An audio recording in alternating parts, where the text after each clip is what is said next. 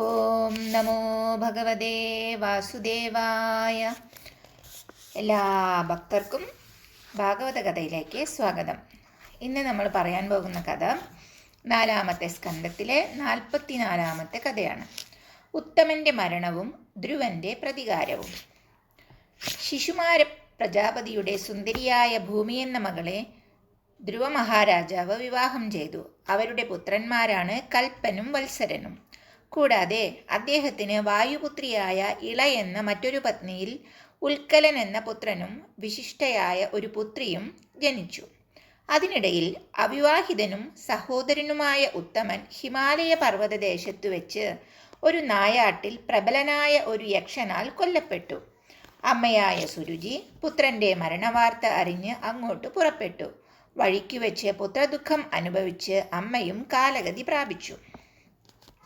സഹോദരന്റെ മരണവൃത്താന്തം കേട്ട് ധ്രുവൻ കുപിതനായി ജ്വലിച്ചു. ജൈത്രരഥം വരുത്തി സൈന്യസമേതം അളകപുരിയിലേക്ക് പുറപ്പെട്ടു. വടക്ക് ഹിമാലയത്തിന്റെ താഴ്വരയിലുള്ള ഭൂതഗണങ്ങളുടെ വാസഭൂമിയിലെത്തിയപ്പോൾ ധ്രുവരാജാവ് ശംഖനാദം മുഴക്കി. യക്ഷന്മാർ ഞെട്ടിവിറച്ചു.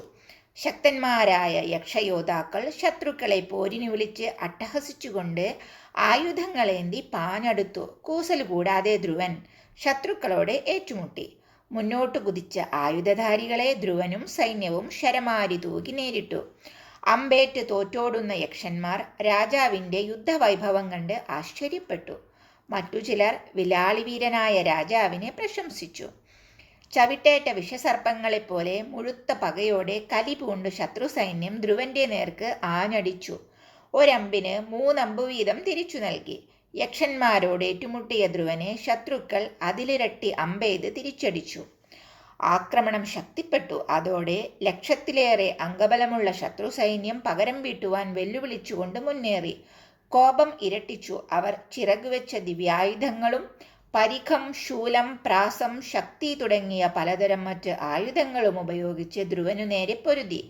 ധാരാളം രഥങ്ങളും സാരഥികളും നിലംപതിച്ചു.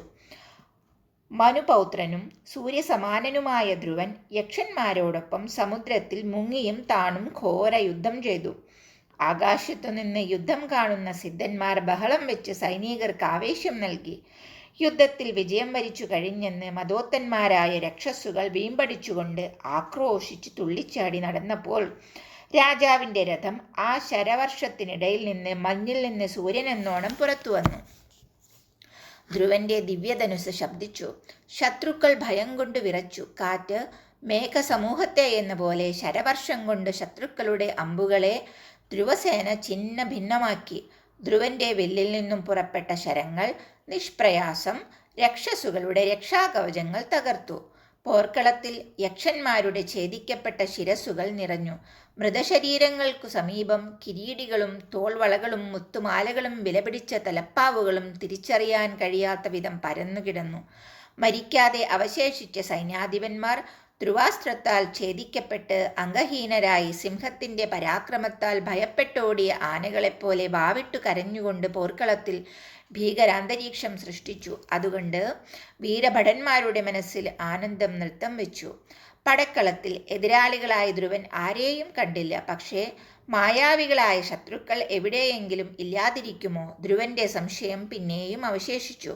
തന്മൂലം ശ്രദ്ധയോടെ അവിടെ തന്നെ കഴിച്ചുകൂട്ടി. ശത്രുക്കളുടെ പുനരാക്രമണം പ്രതീക്ഷിച്ച് കടൽ ഇരമ്പുന്ന ഗംഭീര ശബ്ദം അന്തരീക്ഷത്തിൽ ഉയർന്നു. കാറ്റിൽ പൊടിപടലങ്ങൾ നിറഞ്ഞു നിൽക്കുന്നു. ഇടിയും മിന്നലുമുള്ള കാർമുകിൽ കൂട്ടം ആകാശത്തെ മറച്ചു. രക്തം, കഫം, മലം, മൂത്രം എന്നിവ വർഷിച്ചു. പെട്ടെന്ന് ആകാശത്തു നിന്നും ശിരസില്ലാത്ത ഒരു ശരീരം നിലംപതിച്ചു. ചുറ്റും കണ്ണോടിച്ചു. ഒന്നും മനസ്സിലായില്ല. മേൽപോട്ടു നോക്കിയപ്പോൾ ആകാശത്തിൽ ഒരു പർവ്വതം, ചുറ്റും മലനിരകൾ. മാലിന്യങ്ങൾക്കിടയിലൂടെ കൽമഴ പെയ്തിറങ്ങി. ഗദയും പരിഖവും വാളും ഇരുമ്പുലക്കയും 10 ദിക്കുകളിൽ നിന്നും അവിടേക്ക് പതിച്ചു. കണ്ണുകളിൽ നിന്ന് അഗ്നി ജ്വലിപ്പിക്കുന്ന സർപ്പങ്ങളും മദം പൊട്ടിയ ആനകളും സിംഹവും പുലിയുമെല്ലാം കൂട്ടത്തോടെ അവിടേക്ക് പാഞ്ഞെത്തി. എല്ലാം അസുരന്മാരുടെ മായാപ്രയോഗങ്ങൾ. മഹാമുനികൾ ഭഗവത് ഭക്തനായ ധ്രുവന് മംഗളങ്ങൾ നേർന്നുകൊണ്ട് സ്തുതിച്ചു. മഹാസമുദ്രങ്ങളിൽ തിരമാലകൾ ഉയർന്നു. ഭൂമി മുങ്ങിപ്പോകുകയാണോ? പ്രളയം അടുത്തുവരികയാണോ? മായാവികളായ അസുരന്മാർ തിന്മകൾ ആഗ്രഹിക്കുന്നു. അവർ സ്വമായ കൊണ്ട് ഭീരുക്കൾക്ക് വേണ്ടി ധാരാളം വസ്തുക്കൾ സൃഷ്ടിച്ചു. ഹരേ കൃഷ്ണ. ഓം നമോ ഭഗവതേ വാസുദേവായ. ഇന്ന് ഈ കഥ ഇവിടെ അവസാനിക്കുകയാണ്. ഇനി നമ്മൾ അടുത്ത ഒരു കഥയുമായിട്ട് നാളെ കണ്ടുമുട്ടാം. ഹരേ കൃഷ്ണ.